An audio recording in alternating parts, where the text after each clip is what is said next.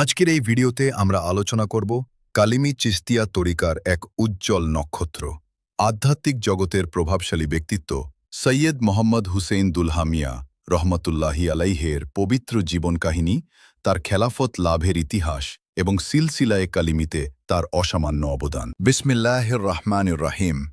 প্রিয় দর্শকবৃন্দ, আসসালামু আলাইকুম ওয়া রাহমাতুল্লাহ। আজ আমরা জানব এমন এক আধ্যাত্মিক সাধকের জীবনগাথা, যিনি কালিমি চিশতিয়া সিলসিলাকে নতুন প্রাণ, নতুন দিশা এবং শক্ত ভিত প্রদান করেছিলেন। হজরত সৈয়দ মোহাম্মদ হুসেইন দুলহামিয়া কালিমি চিশতি রহমতুল্লাহি আলাইহি। হজরত দুলহামিয়া রহমতুল্লাহি আলাইহি এক সম্মানিত সৈয়দ পরিবারে জন্মগ্রহণ করেন। তার বংশধারা নবী করিম সাল্লাল্লাহু আলাইহি ওয়াসাল্লামের পবিত্র আহলে বাইতের সঙ্গে সংযুক্ত ছিল বলে ঐতিহাসিক সূত্রে জানা যায়। জন্মস্থান হিসেবে উত্তরপ্রদেশের মিরানপুর কাটরা অঞ্চল অধিক প্রসিদ্ধ, যা পরবর্তীতে কালিমি তরিকার একটি গুরুত্বপূর্ণ কেন্দ্র হয়ে ওঠে।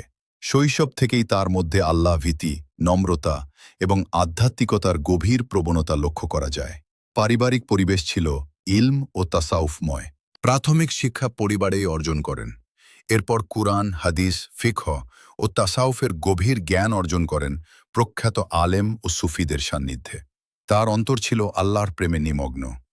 দীর্ঘ সময় জিকির, মুরাকাবা ও রিয়াজতে অতিবাহিত করতেন। দুনিয়াবি চাকচিক্য তার কাছে কখনোই আকর্ষণীয় ছিল না। হজরত দুলহামিয়া রহমতুল্লাহি আলাইহে খেলাফত লাভ করেন কালিমি চিস্তিয়া তরিকার মহান আধ্যাত্মিক ব্যক্তিত্ব সৈয়দ কাশেম আলী কালিমি চিস্তি রহমতুল্লাহি আলাইহের নিকট থেকে। দীর্ঘ সময় তিনি তার পীরের সোহবতে কাটান। খিদমত, আনুগত্য ও আত্মসমর্পণের মাধ্যমে পীরের নিকট বিশেষ মর্যাদা অর্জন করেন। অবশেষে তার পীর তাঁকে খেলাফত ও ইজাজত প্রদান করেন, যার মাধ্যমে তিনি সিলসিলার প্রতিনিধি হিসেবে দায়িত্ব গ্রহণ করেন। এই খেলাফত ছিল কেবল আনুষ্ঠানিক নয়, বরং আধ্যাত্মিকভাবে পরীক্ষিত ও প্রমাণিত। তার চরিত্র, তাকওয়া ও ইখলাস তাকে এই মর্যাদায় অধিষ্ঠিত করে। হজরত দুলহামিয়া রহমতুল্লাহি আনহু মিরানপুর কাটরায় খানকাহকে শক্তিশালী আধ্যাত্মিক কেন্দ্রে রূপান্তর করেন। খাঁকায়ে হুসেনিয়া কালিমিয়া তার প্রচেষ্টা ও তত্ত্বাবধানে তাসাউফ শিক্ষার গুরুত্বপূর্ণ কেন্দ্র হয়ে ওঠে। সেখানে নিয়মিত জিকির মাহফিল, মিলাদ ও মাহফিলে শামা, কুরআন, তিলাওয়াত, ইসলাহি বয়ান আয়োজন করা হতো। তার অন্যতম বড় অবদান ছিল সমাজ সংস্কার। তিনি কুসংস্কার, বিদাত ও অশুদ্ধ আকিদা দূর করতে সচেষ্ট ছিলেন। মানুষকে শরীয়ত মেনে তরিকতের পথে চলার শিক্ষা দিতেন। তার বাণী ছিল, শরীয়ত ছাড়া তরিকত নয়, আর তরিকত ছাড়া হাকিকত নয়। তিনি অসংখ্য মুরিদ ও খলিফা তৈরি করেন, যারা ভারত ও বাংলার বিভিন্ন অঞ্চলে কালিমি তরিকার প্রচার করেন। তার খলিফাদের মাধ্যমে উত্তরপ্রদেশ, বিহার, পশ্চিমবঙ্গ, বাংলাদেশ অঞ্চলে কালিমি সিলসিলা বিস্তৃত হয়।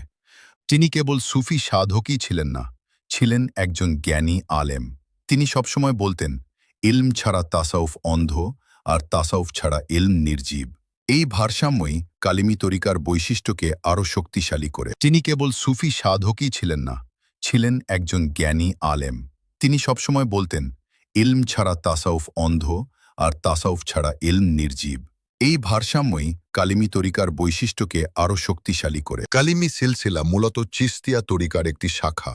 এর মূল শিকড় পৌঁছে যায় মহান সুফি সাধক খ্বাজা মঈনুদ্দিন চিশতি রহমতুল্লাহি আলাই এর দিকে, যিনি ভারতবর্ষে চিশতিয়া তরিকার বিস্তার ঘটান।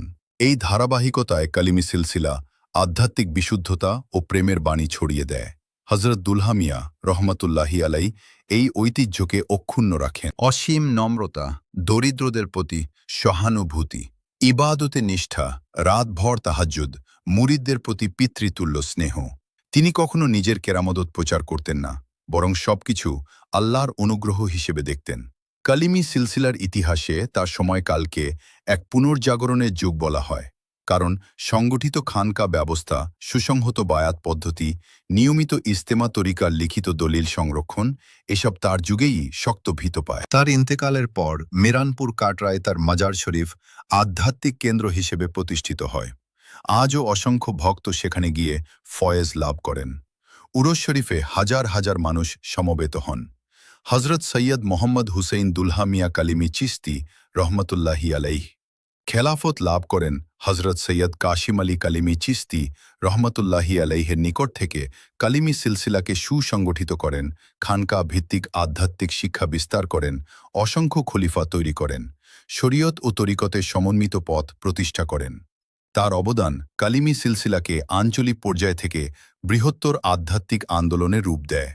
প্রিয় দর্শকবৃন্দ, যদি এই ভিডিওটি আপনার ভালো লেগে থাকে তাহলে লাইক, শেয়ার ও সাবস্ক্রাইব করতে ভুলবেন না। কমেন্টে জানাবেন আপনি পরবর্তী ভিডিওতে কোন আধ্যাত্মিক ব্যক্তিত্বের জীবন জানতে চান। আল্লাহ আমাদের সবাইকে অলিয়ায়ে কেরামের আদর্শ অনুসরণ করার তাওফিক দান করুন। আমিন।